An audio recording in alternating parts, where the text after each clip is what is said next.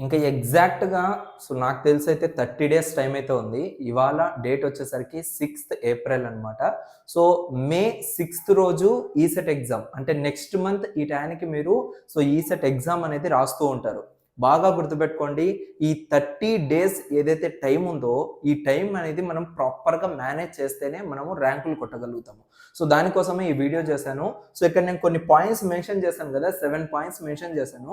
ఈ 7 పాయింట్స్‌ని ఎలా యుటిలైజ్ చేసుకోవాలో క్లియర్‌గా చెప్తాను. దాన్ని బట్టి మీరు మీ ప్లానింగ్ అనేది పెట్టుకోండి. చాలా క్లియర్‌గా అయితే కంప్లీట్ అయిపోతుంది. ఓకేనా?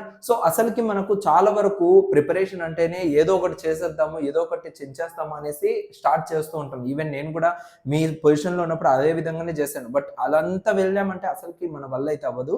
ఒక ప్రాపర్ ప్లానింగ్ ఉంటేనే ఏదైనా కూడా మనము సాధించడానికి అవుతుందన్నమాట. దాంట్లో మెయిన్‌గా టైమ్ మేనేజ్‌మెంట్.